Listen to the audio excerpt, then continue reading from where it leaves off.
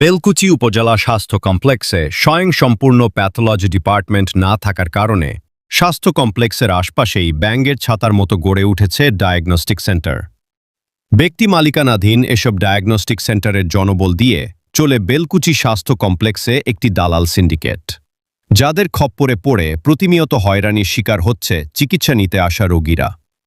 ডাক্তারের চেম্বার থেকে স্বাস্থ্য কমপ্লেক্স প্রাঙ্গণ সর্বত্রই দালালের ভোগান্তির যেন শেষ নেই স্বাস্থ্য কমপ্লেক্সে সেবা নিতে আসা রোগী ও স্বজনদের। জরুরি সেবা প্রদানেও রয়েছে কর্তৃপক্ষের প্রতি রোগীদের অভিযোগ।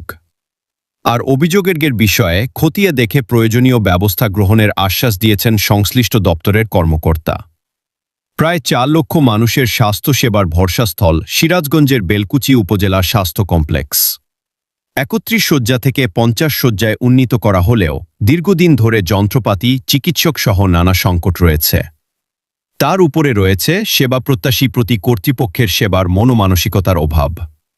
তাই তো স্বাস্থ্যসেবা নিতে আসা রোগীদের অভিযোগের যেন অন্ত নেই।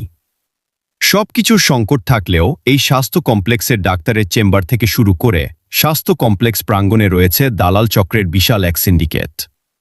আর এসব দালালদের ফাঁদে পড়ে রোগীদের খোয়াতে হচ্ছে বাড়তি টাকা। অত্যাধুনিক যন্ত্রপাতি ও আধুনিক চিকিৎসা সেবা নিয়ে পপুলার ডেন্টাল কেয়ার এখন আপনার শহর বেলকুচির মুকুন্দগাতিতে। আমাদের ঠিকানা মুকুন্দগাতি বাজার, গার্লস স্কুলের সামনে, তালুকদার মার্কেটের 2য় তলা, বেলকুচি, সিরাজগঞ্জ।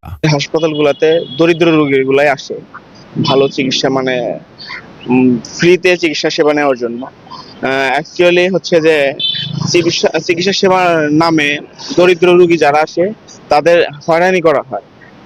তার প্রধান কারণ হচ্ছে ডাক্তাররা টেস্টের নামে বা সরাসরি বাইরে থেকে টেস্ট করা হয় বা ফ্রিতে ওষুধ দেওয়ার কথা বলে সেগুলা দরিদ্র রোগীরা তারা পায় না। সেই ক্ষেত্রে আমাদের এই সেবার মানগুলা নিয়ন্ত্রণ আনতে হবে এবং আমাদের এই সঠিক সেবা আমরা কবে পাবো সেই নিয়ে আমাদের সংশয় আছে আর কি। 1 ঘন্টা হয়ে গেল দেখায় না, এক জায়গায় অনেক লোক দিছে, মানে ওষুধ লেখা দিলি তাও আমরা ওষুধ নিয়ে যাইতে পারি, তাও দিতে আসে না। আমি উপজেলা স্বাস্থ্য কমপ্লেক্সে আসছি, অনেক চিকিৎসা নিজেও হয়েছে, বাড়িতেও করাইছি, বাচ্চা কাচ্চাও নিয়ে এসে ভর্তি হয়েছি। যেমন নিজে একদিন আমার পাও কেটে গেছিল, এই ইমার্জেন্সি আসছিলাম, আমার ট্রিটমেন্ট করাইছে, বেলেট কিনতে পাঠাইছিল আমার, আবার ইঞ্জেকশন কেনাইছে আমাকে দিয়ে, আবার কাজ করানোর পরে আমাদের চা খাওয়ার কিছু দেওয়া যান। আমরা আসছি চিকিৎসা হতে, আমরা কি চা খাওয়ার নিয়ে গেলে টাকা দিতে আসছি নাকি? আবার ভর্তি হয়ে গেলে সেই জায়গায় কোন রকমের ওষুধ নাই, একমাত্র নাপা ছাড়া।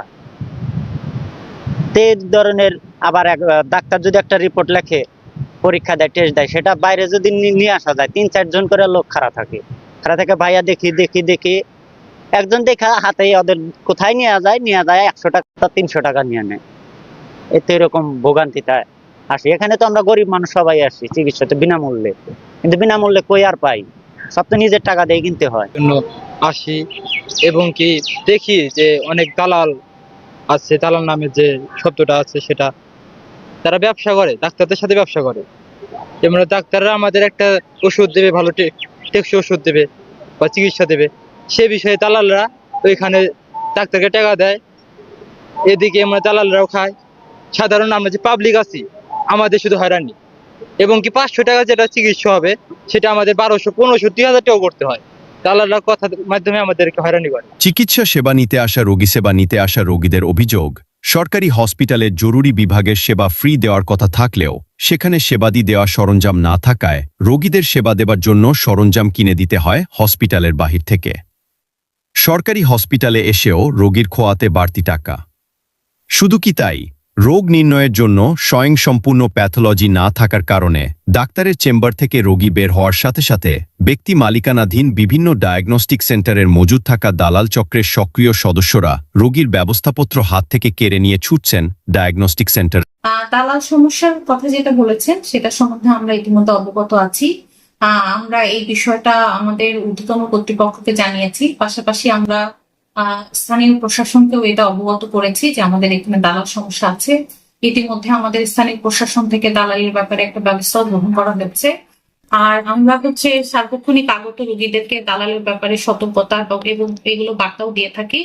আর আরেকটা যেটা আমাদের জন্য খুব ভালো একটা সংবাদ, সেটা হচ্ছে সম্প্রতি আমাদের হাসপাতালে আনসার নিয়োগ হয়েছে। মাননীয় প্রধানমন্ত্রী এটার ব্যবস্থা করে দিয়েছেন হাসপাতালগুলোতে।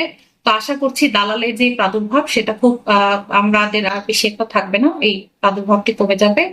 আর আরেকটা বিষয় যেটা আপনি বলেছেন সেটা হচ্ছে যে বাইরে থেকে ওষুধ আনতে হয়, কিনে আনতে হয়, যে আমাদের আসলে কিছু কিছু সময় আমাদের হাসপাতালে ওষুধের কিছুটা সংকট থাকে। আর এই ব্যাপারে যদি কোনো অভিযোগ থেকে থাকে তাহলে আমরা এই অভিযোগটা যদি আমাদের কাছে জানানো হয় তাহলে আমরা এটা খতিয়ে দেখার চেষ্টা করব।